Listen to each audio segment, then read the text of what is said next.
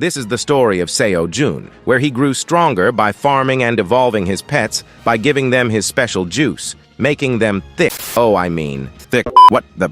In the previous episode, you saw how the tower manager was ill and was about to die in a few years, but after eating Seo-jun's special juicy cherry tomatoes, she started to heal. Meanwhile, the mother rabbits gave birth to 6 cute baby rabbits, and as the blue moon approached, the demon lord, the boss of the 99th floor, was ready to attack Seo-jun's cave with his army. Now, thanks to the Straw Hat's magical ability, Seo-jun enjoyed a significant harvest bonus. The upcoming week promised a 50% increase in the cherry tomato harvest. Standing by the cherry tomato farm, Seo-jun observed the miraculous results of this bonus. The cherry plants were adorned with double the usual number of flowers, and hundreds of busy honeybees buzzed around them collecting nectar. Seo-jun couldn't help but smile as he gazed at the thriving cherry tomato plants. The sight of the honeybees at work was like a symphony of nature in action. Now, sitting near the cherry tomato plants, Seo-jun started to think. He contemplated that tomorrow marked the 7th blue moon since he had arrived in the tower. He wondered if the baby bear and his mommy were also preparing for the blue moon, which might be the reason they didn't come to the cave today. Seo-jun also realized that he had to go to work and quickly prepare for the blue moon. However, Seo-jun's attention was diverted by the commotion of new baby rabbits. He turned back to see the cute baby rabbits running around, with Theo wearing a worried expression as he tried to catch them to prevent them from getting hurt.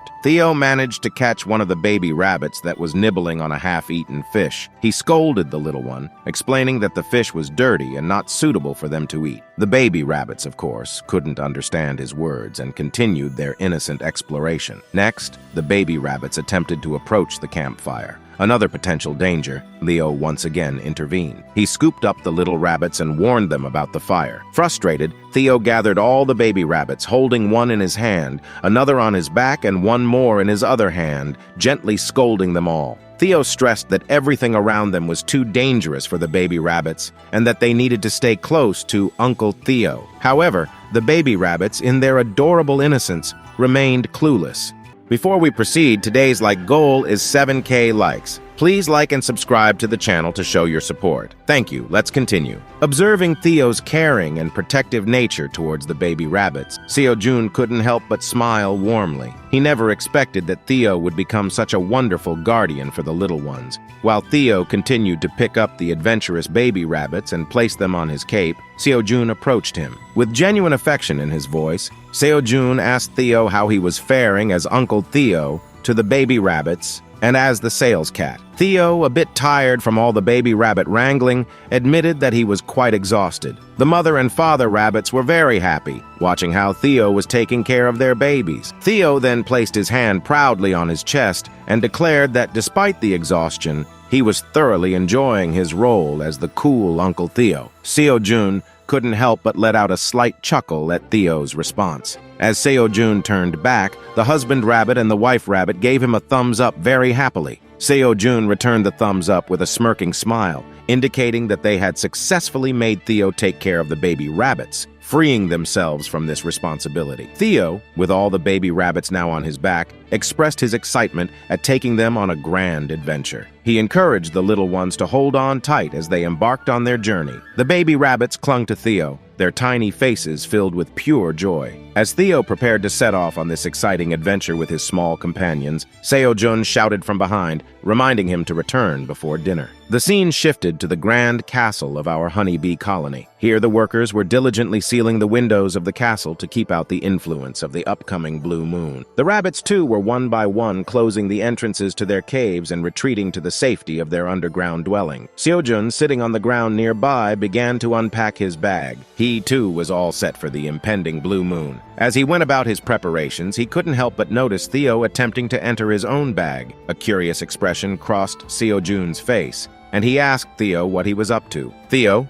with his body halfway inside the bag, replied with a hint of playfulness in his voice. He explained that he was planning to take refuge inside his bag to avoid the effects of the blue moon. Since he had recently advanced to become a higher mid-level merchant, his bag had grown in size. Now, he could comfortably fit inside it, providing him with shelter from the moon's influence. As Theo settled himself into the bag, Seo-jun listened curiously. Theo continued, explaining that his bag, while useful, wasn't anything particularly special. and was about the size of a simple tent. However, he added that other high-level merchants had bags as large as entire houses. Seo-jun listened to Theo with curiosity, and then he got a great idea. Seo-jun carefully took out the queen bee's cocoon from his bag and handed it to Theo. He requested Theo to keep it safe. Theo received the cocoon with a mix of excitement and determination, cradling the precious item gently in his furry paws. He assured Seo-jun that he would protect the queen bee's cocoon with all his might, promising that not a single thread on it would be damaged. Seo-jun smiled warmly, expressing his trust in Theo's ability.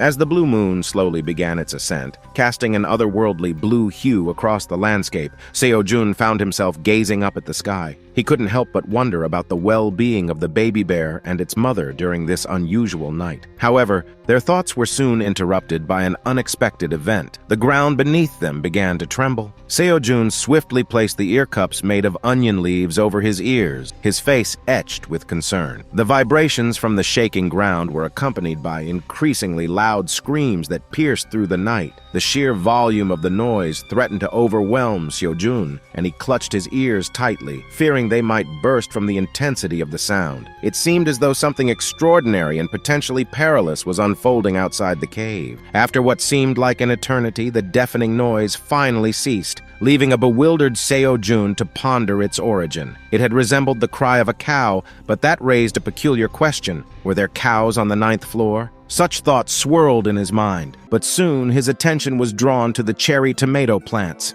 In the eerie blue light of the blue moon, the cherry tomatoes had undergone a remarkable transformation. They absorbed the moon's energy, turning a vibrant shade of blue. Seo-jun watched in astonishment as not just one, but multiple blue cherry tomatoes glistened in the moonlight. He couldn't help but wonder if the blue moon that night was exceptionally intense. However, the surprises didn't end there. To his amazement, Seo-jun noticed a corn plant also soaking in the energy of the blue moon. His excitement grew as he contemplated this unusual phenomenon. He speculated that the Straw Hat's ability, which had boosted the harvest by 50% for the week, might be responsible for these incredible developments. Morning eventually arrived, and Theo ventured outside the cave first. After surveying the area and ensuring it was safe, he informed Seo-jun that there was no sign of danger at the cave's entrance. Seo-jun, using the onion leaf rope, followed suit and emerged from the cave. However, Theo expressed concern about the potential dangers outside, especially after the unsettling screams from the previous night. He suggested that it might have been safer to wait until the mother bear returned to the cave. However, Seo-jun reassured him, explaining that he needed to investigate if the creatures responsible for the loud noises had caused any damage to their farm.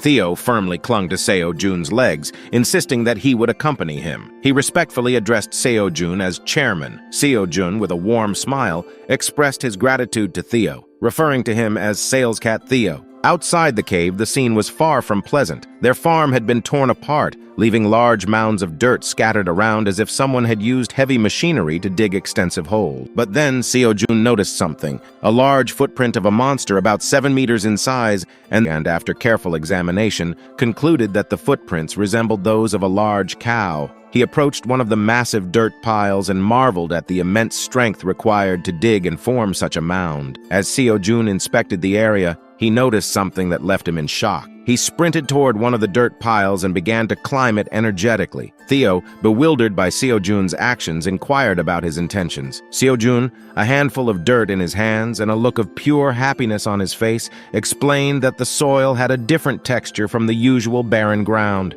Instead of being crumbly, hard, and filled with pebbles, this soil was soft, moist, and appeared to be rich in nutrients. Seo-jun's mind raced with possibilities. He fantasized about transforming the area outside the cave into a lush, fertile farm teeming with crops. However, reality soon set in. To do this, he would need heavy machinery like tractors and excavators, which seemed impossible to obtain. The tower manager inquired about Seo-jun's presence outside the cave. Seo-jun casually explained that he had just come to check on the farm and was planning to return to the cave shortly. However, the tower manager scolded him, expressing her concern due to the intense blue moon from the previous night, which had led to dangerous conditions outside with monsters scattered about. With a hint of jest, Seo-jun slid down a mound of dirt and cheekily affirmed that he was indeed on his way. Playfully, he referred to the tower manager as Aileen and asked if she had been okay during the intense blue moon last night. Annoyed by his nonchalant attitude, the tower manager firmly asserted that Seo-jun need not worry about her and emphasized his safety, instructing him to return to the cave immediately. Seo-jun couldn't resist a smirk and commented that it seemed like Aileen, the tower manager, was showing more concern for him today. In response, Aileen remained silent, leaving the conversation hanging. Then, Seo-jun descended from the cave, determined to harvest the crops nourished by the blue moon. Meanwhile, Theo was utterly exhausted and had retreated for some much-needed rest. Seo-jun took hold of a cornstalk, brimming with the energy of the blue moon. With careful precision, he plucked the corn and began to peel it open. To his amazement, the corn gleamed with a sparkling blue hue. Seo-jun then examined its properties, discovering it was called the Corn of Stamina. Consuming it would result in a permanent stamina increase of 0.1, making it both nutritious and delicious. Holding this unique blue corn in his hand, Seo-jun realized that because it was a D-rank crop, it provided double the stat boost compared to E-rank crops. Setting aside thoughts of calculations and numbers, Seo-jun eagerly prepared to take a bite of the blue corn. However, just as he was about to indulge, the tower manager issued a stern warning, reminding Seo-jun of his promise. Startled, Seo-jun swiftly wiped away his saliva, assuring the tower manager that he hadn't forgotten his commitment. To make amends, he plucked 5 blue cherry tomatoes and presented them to the tower manager. In response, the tower manager expressed her gratitude and promised to repay Seo-jun in the future. Seo-jun responded with a smile, eagerly looking forward to whatever awaited him. The tower manager held the 5 blue cherry tomatoes, each brimming with Seo-jun's special juice. As she gazed at these extraordinary fruits, a thought crossed her mind. If a regular cherry tomato could make her dragon heart beat, what would happen when she consumed one of Seo-jun's special, juicy cherry tomatoes? Without dwelling further on her curiosity, she impulsively popped all 5 blue cherry tomatoes into her mouth. The juiciness and flavor were beyond her wildest expectations, and for a moment, she felt as if she had entered a heavenly realm. She held her cheeks in delight, savoring the extraordinary taste. However, just as suddenly as the pleasure had washed over her, something unexpected occurred. First, a ticklish sensation pricked at her bottom. Then, a surge of intense pain engulfed her, and she collapsed onto the ground. Racked with agony, she cried out as a dark purple aura enveloped her heart. So the video ends here. What do you think will happen next? Write in the comments and give a purple heart if you watched till here. Thank you.